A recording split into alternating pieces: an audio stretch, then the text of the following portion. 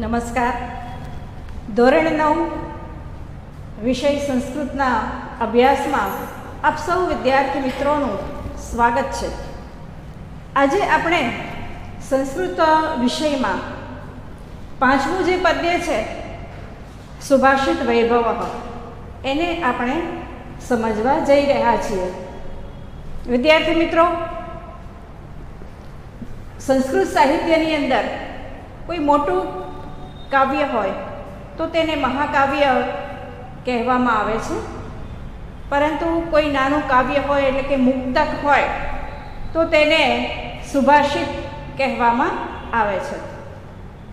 તો આ સુભાષિત છે એ મુક્તક પ્રકારનું નાનકડું હોય છે, છતાં પણ એમાં ભાવની ખૂબ જ ગહેરાઈ હોય છે. એક સુભાષિત દ્વારા ઘણું બધું કહેવાઈ જતું હોય છે, અને સુભાષિત માટે તો એમ કહેવામાં આવ્યું છે કે સુભાષિતને જોઈને તો દ્રાક્ષનું મુખ પણ મલિન થઈ ગયું, અને સાકર હતી ને એ પણ પથ્થર થઈ ગઈ, અને અમૃત હતું અને એ પણ સાવ ઝાંખું બનીને એ તો સ્વર્ગમાં જતું રહ્યું.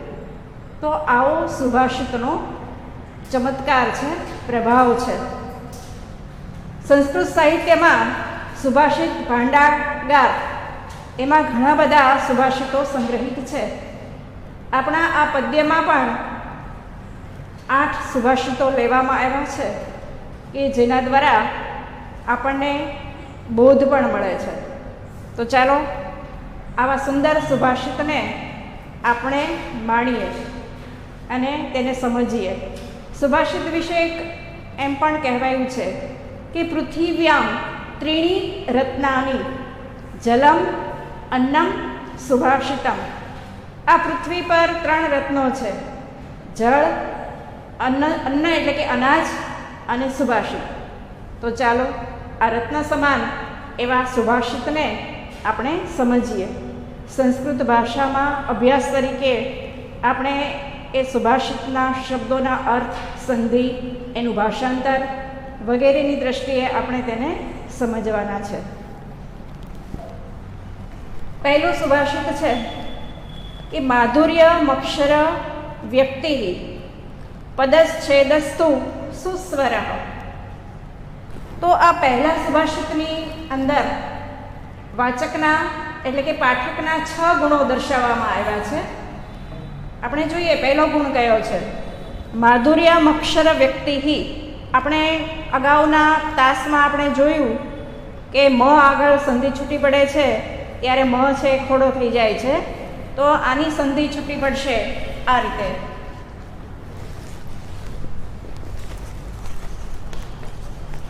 માધુર્યમ વત્તા અક્ષર વ્યક્તિ.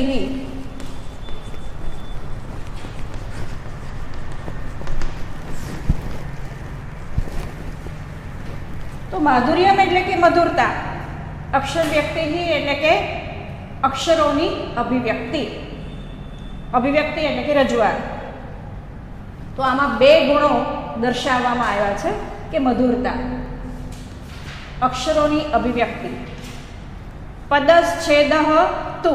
જો સ અડધો છે ત્યાં આગળ સંધિ છૂટી પડે છે, સ અડધો છે એનો વિસર્ગ થઈ જાય છે.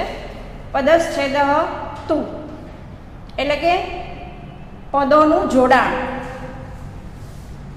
પદચ્છેદ હતું પદોનું વિભાજન. ખાસ તો એ રીતે યોગ્ય રહેશે. સુસ્વર એટલે કે સારો સ્વર. સ્વર એટલે કે અવાજ. ધૈર્યમ એટલે કે ધૈર્ય. ચ અને લય સમર્થમ એટલે કે લય. અને લય ષડ એતે. ષડ વત્તા એતે. એતે એટલે કે આ, ષડ એટલે કે 6. આ 6 પાઠકા ગુણાહા વાચકના ગુણો છે. ફરીથી આપણે ભાષાંતર જોઈએ. માધુર્યમ અક્ષર વ્યક્તિ, મધુરતા અક્ષરોની અભિવ્યક્તિ, પદચ્છેદ તુ એટલે કે પદોનું વિભાજન, સુસ્વર સારો અવાજ, ધૈર્યમ એટલે કે ધીરજ, ચ અને લય સમર્થમ એટલે કે લય, એતે ષડ આ 6 પાઠકા ગુણાહા વાચકના ગુણો છે. તો આ 6 ગુણ છે એ વાચકમાં હોવા જોઈએ. વાચક એટલે વાંચનાર. એટલે વિદ્યાર્થી મિત્રો, આ તમારી માટે પણ આ શ્લોક ખૂબ સમજવા જેવો છે અને અનુસરવા જેવો છે કે કોઈ પણ રજૂઆત કરે કે વાંચે તો એનામાં આ 6 ગુણો હોવા જોઈએ. કે મધુરતા, એનો જે અવાજ છે તો એ મધુર હોવો જોઈએ. અક્ષરોની અભિવ્યક્તિ, શબ્દો છે એ જે વાંચે છે, અભિવ્યક્ત કરે છે તો એની અભિવ્યક્તિ કેવી છે.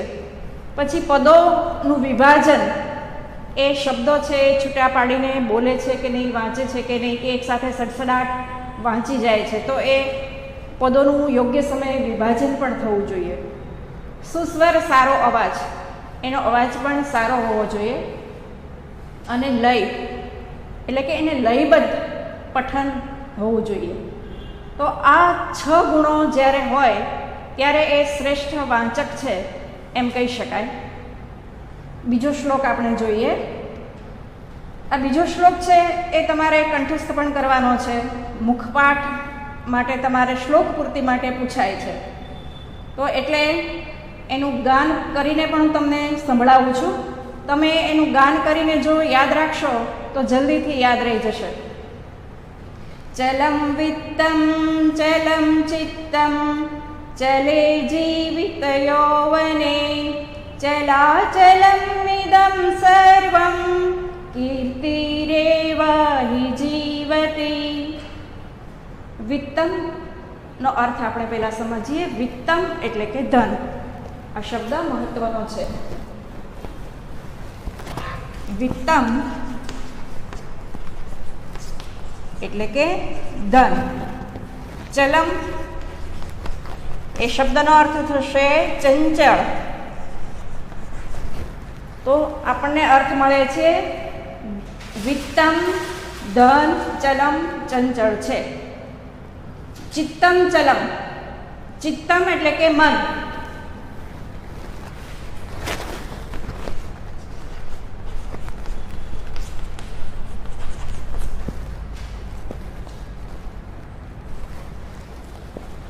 ચલમ એટલે કે ચંચળ છે, મન ચંચળ છે. જીવિત યૌવને, જીવિત એટલે કે જીવન, યૌવને એટલે કે જુવાની. જીવન અને જુવાની. ચલે એટલે કે ચંચળ છે. ચલાચલમિદમ, તો આ પણ સંધિવાળો શબ્દ છે, સમજવાનો છે. આપણે સંધિ છૂટી પાડીએ છીએ, મ આગળ સંધિ છૂટી પડશે. ચલાચલમિદમ.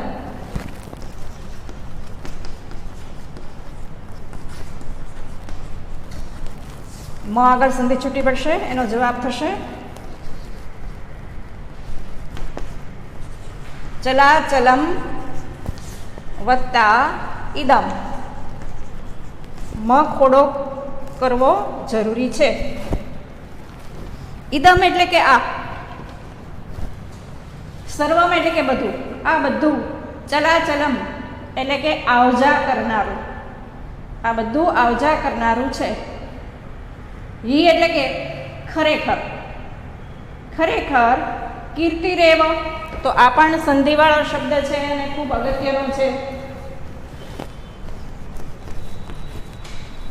કીર્તિરેવ, અહીંયા ર પાસે સંધિ છૂટી પડે છે અને એનો નિયમ બરાબર સમજી લો કે જ્યાં આગળ ર આગળ સંધિ છૂટી પડે તો રનો છે વિસર્ગ થઈ જશે અને પછી પ્લસ કરીને જે અહીંયા એ છે એટલા માટે એ બહાર નીકળશે. કીર્તિ હિ.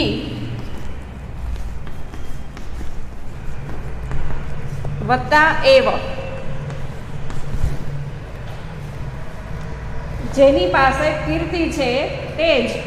હિ એટલે કે જીવતી એટલે કે જીવે છે. બરાબર. ફરીથી એકવાર જોઈ લઈએ. ધન ચંચળ છે, મન ચંચળ છે, જીવન અને જુવાની ચંચળ છે. આ બધું આવજા કરનારું છે. ખરેખર જેની પાસે કીર્તિ છે તે જ જીવે છે. તો વિદ્યાર્થી મિત્રો, આ શ્લોકમાં આપણે સારા કાર્ય કરીને કીર્તિ એટલે કે યશ પ્રાપ્ત કરવાનો આપણને સંદેશ મળે છે. ત્રીજો શ્લોક જોઈએ આપણે.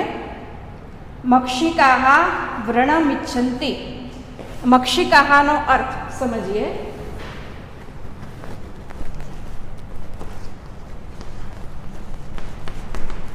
મક્ષિકાહા એટલે કે માખી, માખીઓ. વ્રણમિચ્છન્તિ, વ્રણમિચ્છન્તિ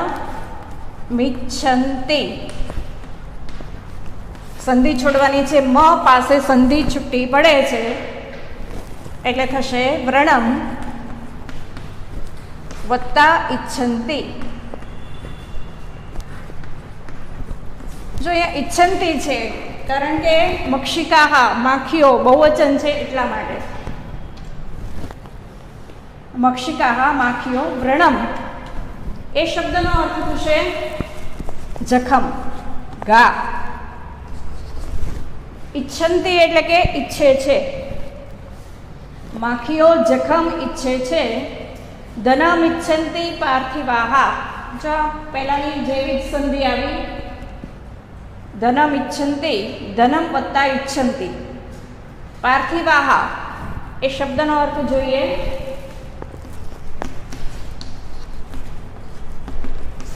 એટલે કે રાજાઓ.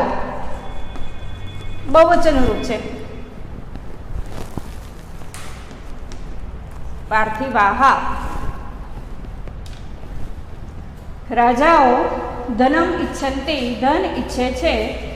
નીચાહા, નીચાહાનો અર્થ થશે હલકા પ્રકારના મનુષ્યો, હલકા પ્રકારના માણસો. કલહમ ઈચ્છન્તિ, કલહમ વત્તા ઈચ્છન્તિ.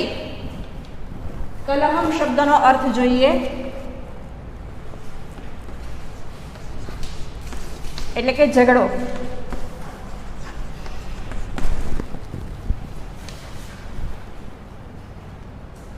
હલકા પ્રકારના માણસો ઝઘડો ઈચ્છે છે. કલહમ એટલે કે ઝઘડો. શાંતિમ ઈચ્છન્તિ, શાંતિમ વત્તા ઈચ્છન્તિ. સાધવઃ, સાધવઃ એટલે કે સજ્જનો.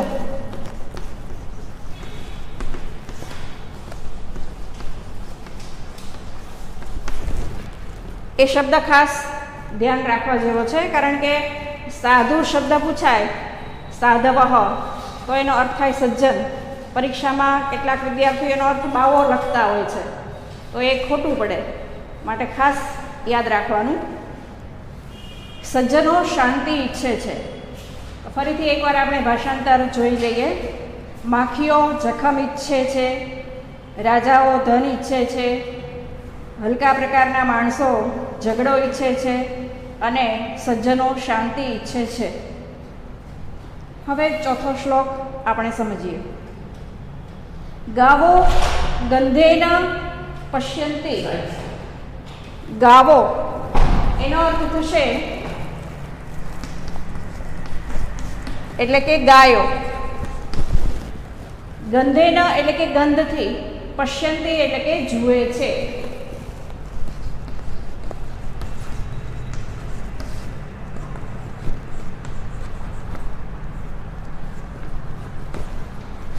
ગાયો ગંધથી જુએ છે. વૈદેહી પશ્યન્તિ બ્રાહ્મણાહા. બ્રાહ્મણાહા એટલે કે બ્રાહ્મણો. વૈદેહી એટલે કે વેદો વડે. પશ્યન્તિ એટલે કે જુએ છે. બ્રાહ્મણો વેદો વડે જુએ છે એટલે કે વેદના જ્ઞાન વડે એ બધું જુએ છે. ચારેહી પશ્યન્તિ રાજાન એટલે કે રાજાઓ. ચારેહી, ચારેહીનો અર્થ થાય જાસૂસો વડે.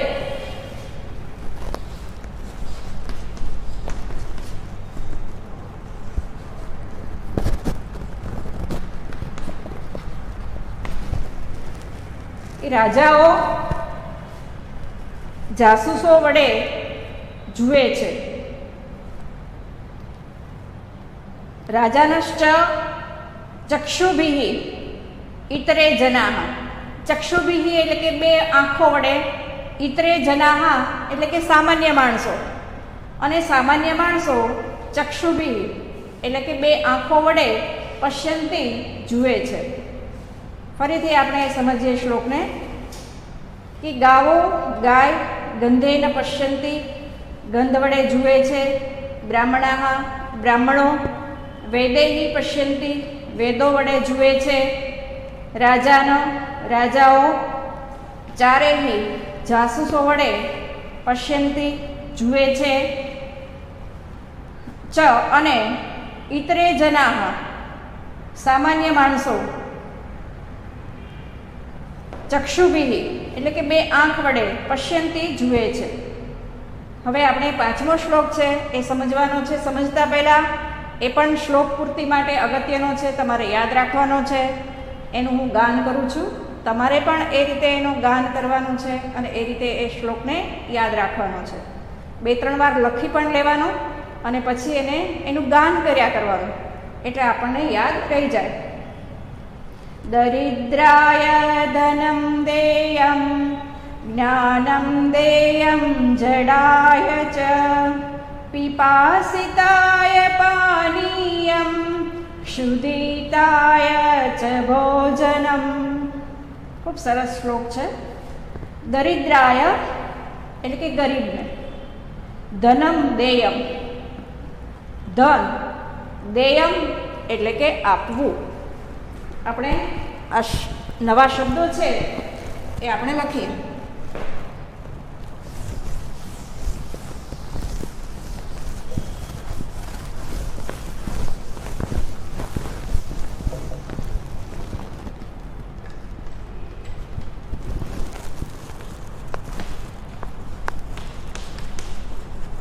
આપવું, દેયમ એટલે કે આપવું. ગરીબોને ધન આપવું. જ્ઞાનમ દેયમ જડાય ચ, જડાય એટલે કે અજ્ઞાની, અજ્ઞાનીને જ્ઞાનમ દેયમ જ્ઞાન આપવું. પિપાસિતાય એટલે કે તરસ્યાને, પાનીયમ એટલે કે પાણી, તરસ્યાને પાણી. ચ અને ક્ષુધિતાય એટલે કે ભૂખ્યાને ભોજનમ દેયમ ભોજન આપવું જોઈએ. ફરીથી આપણે શ્લોકનું ભાષાંતર જોઈએ કે દરિદ્રાય ધનમ દેયમ ગરીબને ધન આપવું. જ્ઞાનમ દેયમ જડાય ચ અજ્ઞાનીને જ્ઞાન આપવું. પિપાસિતાય પાનીયમ તરસ્યાને પાણી. ચ અને ક્ષુધિતાય ભોજનમ દેયમ અને ભૂખ્યાને ભોજન આપવું જોઈએ. 6થા શ્લોકનું આપણે ભાષાંતર હવે સમજીએ. લોભાત ક્રોધ પ્રભવતી. લોભાત એટલે કે લોભથી. ક્રોધ એટલે કે ક્રોધ. પ્રભવતી એટલે કે ઉત્પન્ન થાય છે.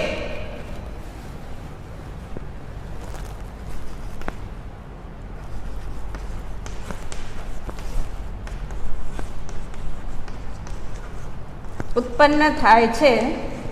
પ્રભવતી. લોભથી ક્રોધ ઉત્પન્ન થાય છે. લોભાત લોભથી. કામ એટલે કે કામના, ઈચ્છા. લોભથી કામના પ્રજાયતે જન્મે છે. જન્મે છે એવો અર્થ પણ આપણે લઈ શકાય. લોભાત મોહ ચ લોભથી. મોહ ચ નાશ ચ લોભથી મોહ અને નાશ થાય છે. લોભ લોભ પાપસ્ય કારણમ પાપનું કારણ છે. ફરીથી આપણે સમજીએ કે લોભાત ક્રોધ પ્રભવતી. લોભથી ક્રોધ ઉત્પન્ન થાય છે. લોભાત કામ પ્રજાયતે લોભથી કામના જન્મે છે. લોભાત મોહ ચ નાશ ચ લોભથી મોહ અને નાશ થાય છે. લોભ પાપસ્ય કારણમ લોભ પાપનું કારણ છે. હવે આપણે 7મા શ્લોકને સમજીએ કે તક્ષકસ્ય વિષમ દંતે. તો તક્ષક છે એ નાગ હતો, એટલે તક્ષકનો અર્થ અહીંયા આપણે કરવાનો છે સાપ અથવા તો નાગ, અને એ આપણે અર્થ બરાબર યાદ રાખવાનો છે. તો તક્ષક એટલે કે સાપ. તક્ષકસ્ય સાપનું વિષમ એટલે કે ઝેર, દંતે એટલે કે દાંતમાં. સાપનું ઝેર તેના દાંતમાં હોય છે. મક્ષિકાયા ચ મસ્તકે. મક્ષિકા શબ્દ આપણે જોઈએ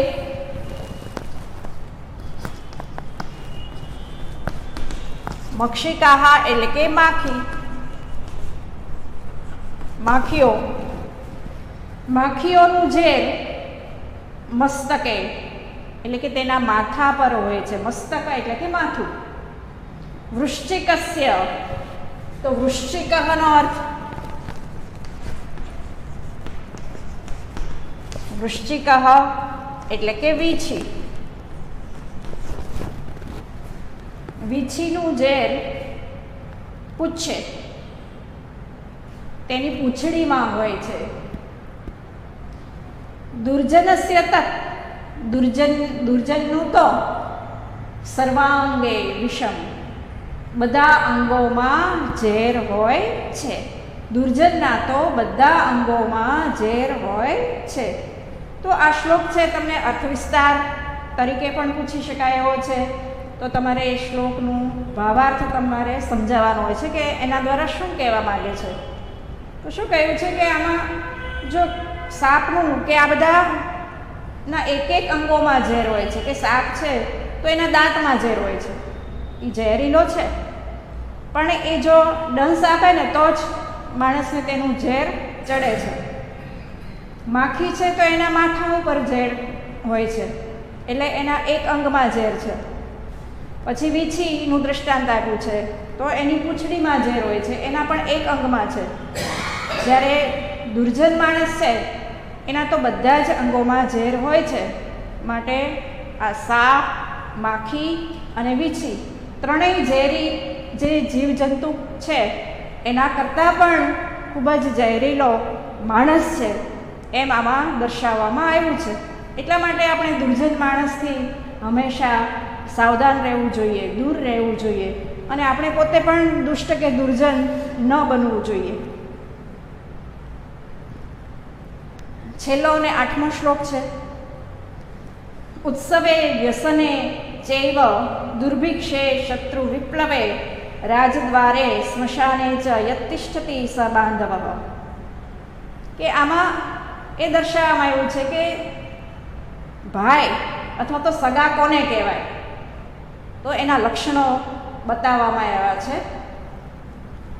કે ઉત્સવે એટલે કે ઉત્સવમાં, ઉત્સવ એટલે કે તહેવાર, ઉત્સવમાં. વ્યસને તો વ્યસન શબ્દનો અર્થ સમજવા જેવો છે, ખાસ યાદ રાખવાનો છે.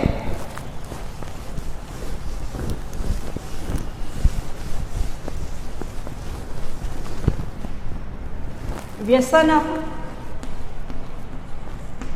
એટલે સંકટ. વ્યસને એટલે કે સંકટમાં. દુર્ભિક્ષે,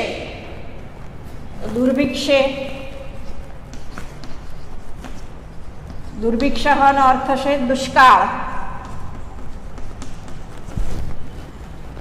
દુષ્કાળમાં. શત્રુ વિપ્લવે, વિપ્લવ એટલે કે યુદ્ધ, શત્રુ સાથેના યુદ્ધમાં. રાજદ્વારે એટલે કે રાજદરબારમાં.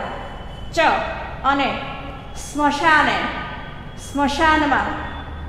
યસ તિષ્ઠતિ, જો અહીંયા સંધિ છૂટી પડે છે, સમજવાનું છે.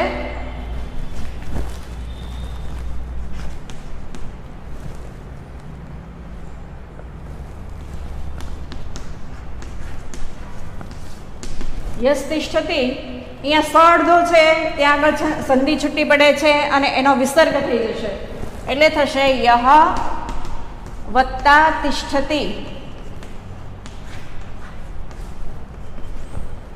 યહ એટલે કે જે, તિષ્ઠતિ એટલે કે ઊભો રહે છે.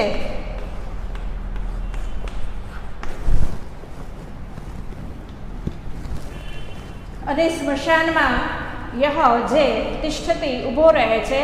સ એટલે કે તે, બાંધવઃ એટલે કે ભાઈ છે અથવા તો સગા છે.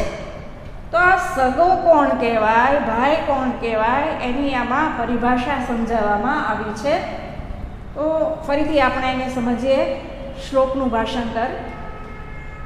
ઉત્સવમાં, વ્યસને એટલે કે સંકટમાં, દુર્ભિક્ષે દુષ્કાળમાં, શત્રુ વિપ્લવે શત્રુ સાથેના યુદ્ધમાં, રાજદ્વારે રાજદરબારમાં, ચ અને સ્મશાને સ્મશાનમાં, યહ તિષ્ઠતિ જે ઊભો રહે છે, સ બાંધવઃ તે ભાઈ છે અથવા તો તે સગો છે. તો આ 8 શ્લોક છે આપણે સમજ્યા. હવે થોડા આપણે સ્વાધ્યાય પ્રશ્નો જે છે થોડા એ આપણે જોઈ લઈએ. એક એવો પ્રશ્ન છે કે એક વાક્યનો સંસ્કૃત ભાષાયા ઉત્તરત એટલે કે એક વાક્યમાં સંસ્કૃત ભાષામાં ઉત્તર આપો. પહેલો પ્રશ્ન છે કે જડાય કિમ દેયમ. તો એનો જવાબ આવશે વિદ્યાર્થી મિત્રો ખાસ યાદ રાખો કે માત્ર એક જ શબ્દ તમારે જવાબમાં યાદ રાખવાનો છે. પછીનું તો બધું પ્રશ્નમાં આપ્યું જ હોય છે. જડાય કિમ દેયમ, તો કિમ છે આપણે કાઢી નાખવાનું કારણ કે એ પ્રશ્નવાચક શબ્દ છે. તો જડાય જ્ઞાનમ દેયમ. તો કેટલો સહેલો જવાબ છે. માત્ર એક જ શબ્દ યાદ રાખવાનો થાય છે કે જ્ઞાનમ. જડાય જ્ઞાનમ દેયમ. બીજો પ્રશ્ન છે લોભાત કિમ પ્રભવતી. લોભથી શું ઉત્પન્ન થાય છે. તો એનો જવાબ પણ ખૂબ જ સરળ છે. લોભાત ક્રોધઃ પ્રભવતી. તો માત્ર એક જ શબ્દ તમારે યાદ રાખવાનો છે ક્રોધઃ, પણ જવાબ પૂરા વાક્યમાં લખવાનો છે. વૃશ્ચિકસ્ય વિષમ પુત્ર ભવતી, કે વીછીનું ઝેર ક્યાં હોય છે. તો પહેલાં આપણે પ્રશ્ન સમજવો પડે તો એનો યોગ્ય જવાબ આપી શકીએ. તો વૃશ્ચિકસ્ય વિષમ પુચ્છે ભવતી. તો આમાં પણ માત્ર એક શબ્દ પુચ્છે યાદ રાખવાનો છે તો આપણને આખો જવાબ સરસ રીતે આવડી જાય કે વૃશ્ચિકસ્ય વિષમ પુચ્છે ભવતી એટલે કે તેની પૂંછડીમાં હોય છે. માતૃભાષા ઉત્તરત એટલે કે ગુજરાતીમાં જવાબ આપો. આ પણ 2 માર્કના પ્રશ્નો પૂછાય છે ગુજરાતીના પણ, એટલે ખૂબ અગત્યના છે. પાઠકના કેટલા ગુણ છે. તો વિદ્યાર્થી મિત્રો તમે માત્ર આ જવાબમાં એટલું લખી નાખો કે પાઠકના 6 ગુણો છે તો એ જવાબ કંઈ સાચો ન પડે, અધૂરો છે. તમારે 6 ગુણો વિશે પણ દર્શાવવું પડે કે વાચકના 6 ગુણો છે જે આ પ્રમાણે છે: મધુરતા, અક્ષરોની અભિવ્યક્તિ, પદોનું વિભાજન, સારો સ્વર, ધૈર્ય અને લય. બીજો પ્રશ્ન છે દરિદ્રને શું આપવું જોઈએ. તો એના જવાબમાં આપ સૌને હવે ખ્યાલ જ હશે કે દરિદ્રને ધન આપવું જોઈએ. કવિ બાંધવ કોને માને છે. બરાબર, તો કવિ બાંધવ એમને માને છે કે જેઓ ઉત્સવમાં, સંકટમાં, દુષ્કાળમાં, શત્રુ સાથેના યુદ્ધમાં, રાજદરબારમાં અને સ્મશાનમાં ઊભો રહે છે તે જ સાચો ભાઈ છે અથવા તો તે જ સાચો બાંધવ છે. તો આ પ્રમાણે આપણે આ પાઠ પણ આ કાવ્ય પણ સમજવાનો પ્રયાસ કર્યો છે અને થોડાક એના સ્વાધ્યાયના પ્રશ્નો પણ ઉત્તર સાથે જોયા છે, એની ચર્ચા કરી છે. હવે તમારે આ કાવ્ય માટે સજ્જ થવાનું છે. 2 શ્લોક છે એ કંઠસ્થ કરવાના છે. સરસ રીતે તમને એ આવડી જવા જોઈએ અને એના સ્વાધ્યાય પ્રશ્નો તૈયાર કરવાના છે. ભાષાંતર, શબ્દાર્થ, સંધિ વગેરે. અહીં આપણે આ જે કાવ્ય છે સુભાષિત વૈભવ એ આપણે પૂર્ણ કરીએ છીએ.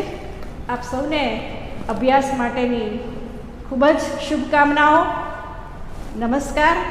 અસ્તુ. ફરી